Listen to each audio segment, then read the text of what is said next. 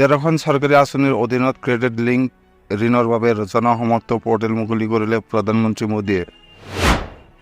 বৰ্তমান আঁচনিখন শিক্ষা, কৃষি, আন্তঃগাঁথনি, ব্যৱসায় আৰম্ভ আৰু জীৱিকা ঋণকে ধৰি 4টা শিতানৰ বাবে মুকলি। কেন্দ্ৰৰ ফ্লেগশ্বিপ ডিজিটেল ইণ্ডিয়া কাৰ্যসূচীৰ সৈতে সংগতি ৰাখি নতুন ডিজিটেল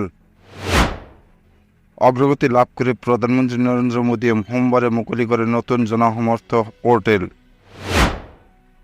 যিয়ে ঋণ সংযুক্ত চৰকাৰী আঁচনিসমূহ নাগৰিকৰ দুৱাৰ মুখত আনিব। নতুন পৰ্টেলৰ জৰিয়তে 12-13খন চৰকাৰী আঁচনিৰ অধীনত সহজ ঋণ মুকলি কৰা হ'ব। প্ৰধানমন্ত্ৰী মোদীয়ে কয় যে 12-13খন চৰকাৰী আঁচনিৰ ক্ৰেডিট লিংক পৰ্টেল নতুন জনসমৰ্থ পৰ্টেলৰ জৰিয়তে যুৱক-যুৱতী, উদ্যোগী আৰু কৃষকৰ ঋণৰ সহজলভ্যতা নিশ্চিত হ'ব। জনসমৰ্থ পৰ্টেল হ'ব এণ্ড-টু-এণ্ড ডেলিভাৰী প্লেটফৰ্ম আৰু অধিক লোকে ঋণৰ সুবিধা ল'বলৈ আগবাঢ়ি আহিব।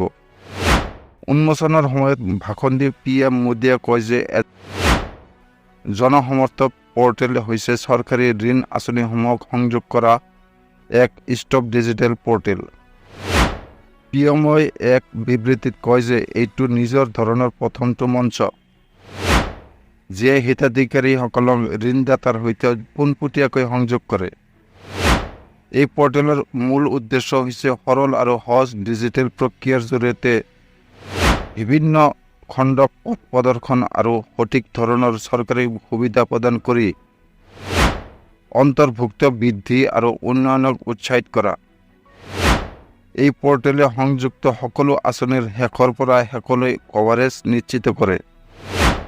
ইফালে নতুন পৰ্টেলৰ অধীনত 13খন চৰকাৰী আঁচনিৰ অধীনত ঋণৰ বাবে অনলাইন আবেদন কৰিব পাৰিব।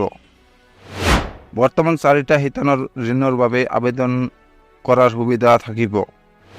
ইয়াৰ ভিতৰত শিক্ষা, কৃষি, আন্তঃগাঁথনি, ব্যৱসায় আৰম্ভ আৰু জীৱন ঋণ। নতুন পৰ্টেলৰ জৰিয়তে 3 দিনৰ ভিতৰত ঋণৰ আবেদন নিষ্পত্তি কৰা হ'ব।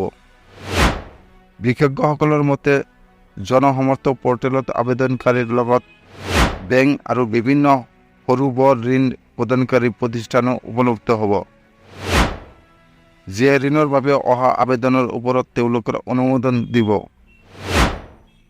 বৰ্তমান বেংকে ধৰি 125টাতকৈ অধিক বিত্তীয় প্ৰতিষ্ঠান এই পৰ্টেলৰ সৈতে সংযোগ কৰা হৈছে।